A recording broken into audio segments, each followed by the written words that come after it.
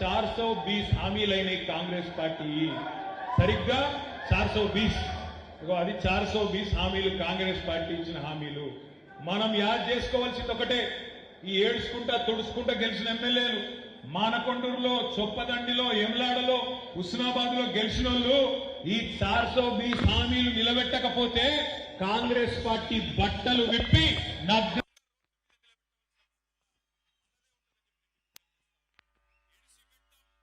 ఇడిచిపెట్టాం. ఎట్టి పరిస్థితుల్లో ఇడిచిపెట్టాం. పెద్ద పెద్ద మాటలు చెప్పారు కదా, 2 లక్షల రుణమాఫీ డిసెంబర్ 9 చేస్తా. అక్క నువ్వు బిల్లు కట్టకు సోనియమ్మ కడుతుంది జనవరి నుంచి అన్నాడు. మరి కట్టకుండా ఊకుందామా? ఏం చెప్పిండు రేవంత్ రెడ్డి, వెంకటరెడ్డి? ఒకసారి పెట్టవా. రేవంత్ రెడ్డి ఏం చెప్పిండు, వెంకటరెడ్డి గారు ఏం చెప్పిండ్రు ఒకసారి మీ చెవులతో మీరే చూడండి. ఎంత బాగా చెప్పిండ్రు బిల్లు కట్టొద్దని. అది పెడతావా తమ్మి? మా అక్కలకు కరెంటు బిల్లు నుంచి విముక్తి కలిగేందుకే వచ్చే నెల బిల్లు కట్టక 200 యూనిట్లు ఉచితంగా మీ ఇంటి బిల్లు, మీ ఇంటి కరెంటు బిల్లు సోనియమ్మ కడుతుంది 200 యూనిట్ల వరకు.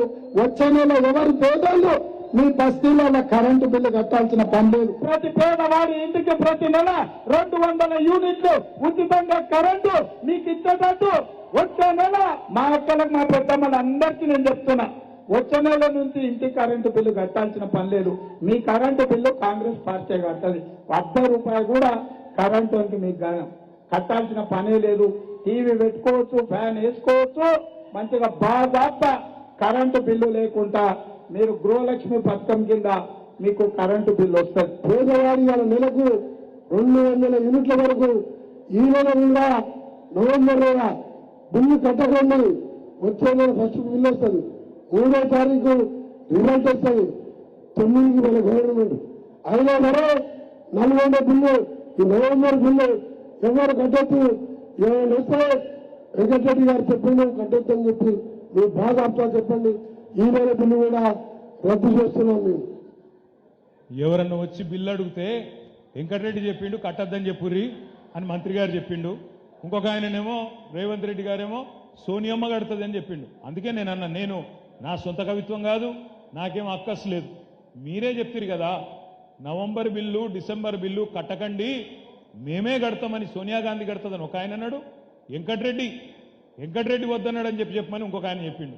అందుకే నేను మీకు అందరికి విజ్ఞప్తి చేసేది, సోషల్ మీడియాతో పవర్ ఏంటంటే, ఇవాళ ఈ మాధ్యమాలు వచ్చినాక మీ పవర్ ఏంది అంటే, ఇక్కడ కూర్చున్నది 1750 మంది, కానీ మీ పవర్ ఏంది అంటే ఒక్కొక్కరు 1000-2000 ఓట్లు ఇన్ఫ్లుయెన్స్ చేసే శక్తి ఉన్న వాళ్ళు ఈ రూమ్లో ఉన్నారు మీరు. అంటే ఈ మాట ఎందుకు చెప్తున్నా అంటే 1969లో